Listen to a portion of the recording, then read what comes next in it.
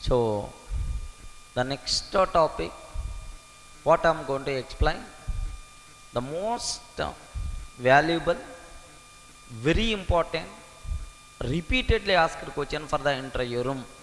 What is the difference between overloading? What is the difference between overloading and overriding? Okay, so this part we have to explain. What is the difference between overloading and overriding? Interview person may expect just one or two differences, but we should be in a position to explain all available or all possible differences between overloading and overriding, right? So first I will explain as the part 1. First I will explain what is overloading, what is overriding, and then I will go for all differences between overloading and overriding. Okay, this here. So what is overloading? When we say that two methods are said to be overloaded, here if you consider class test, I am taking one class test. Here public void m1 of int I, public void m1 of int I, public void m1 of long L, public void m1 of int I, m1 of long L. If you observe these two methods, so first method name m1, second method name is also m1, and argument to the first method is the int type, but argument type is here long type. So two methods are said to be overloaded if and only if both methods having the same name but different argument types. Are you getting right? Both methods having the same name, different argument types. Such type of methods are by default considered as overloaded methods. By default considered as overloaded methods. Okay, this. So can you tell when we say that two methods are said to be overloaded if and only both methods having the same name but different argument types? These methods are said to be overloaded methods, right? I hope the basic idea, I am not explaining any loopholes.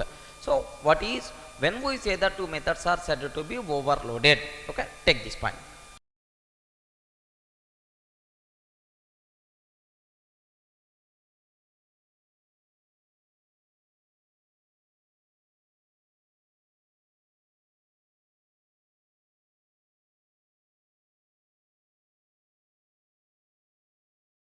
Now just let me frame some basic idea about what is overriding. Okay, keep somebody. Overriding.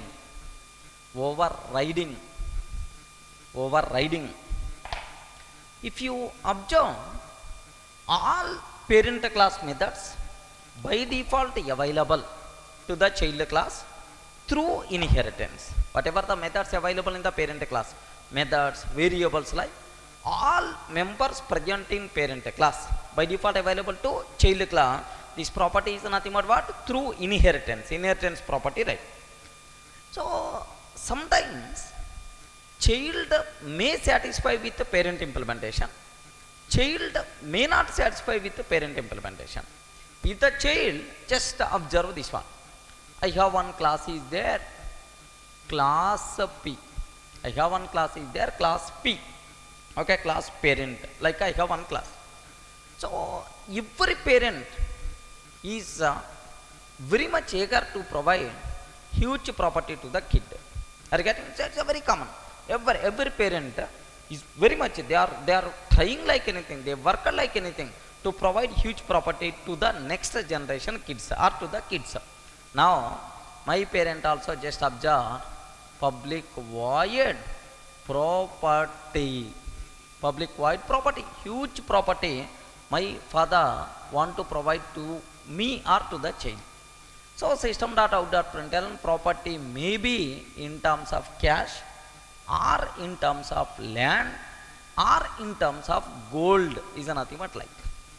So parent want to provide is nothing but huge property to the kid, and sometimes or most of the times parent want to make some arrangement for the kid for the marriage kind of thing also. That's why assume public void marry method. Public void marry method. So parent want to provide some marriage kind of thing to the kid. System dot out dot println. Okay.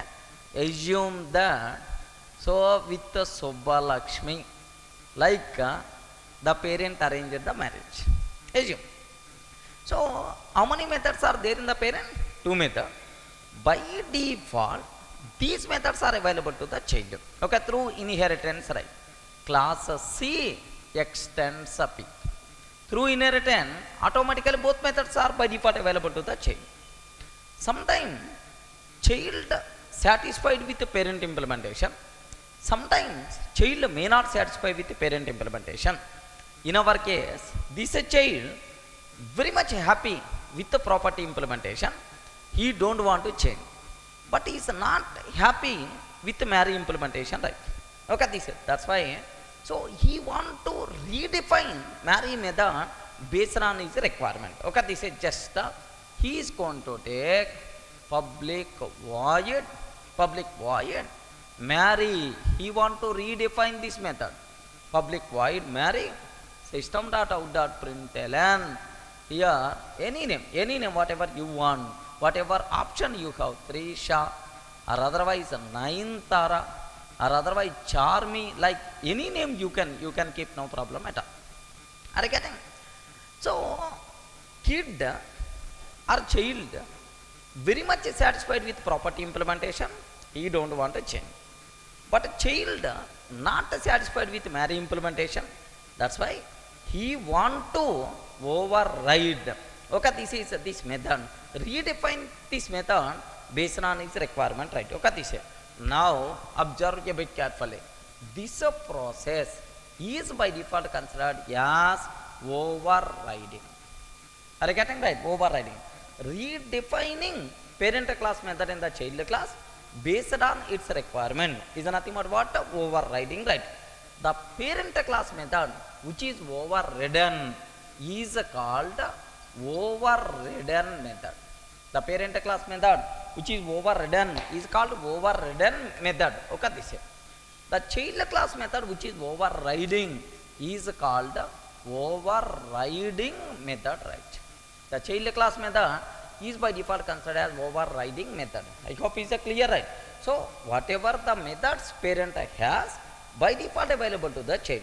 If the child not satisfied with the parent implementation, child is allowed to redefine that method based on its requirement. This redefining is by default considered as overriding concept. I hope are you able to understand, right? What is overriding? Keep somebody overriding.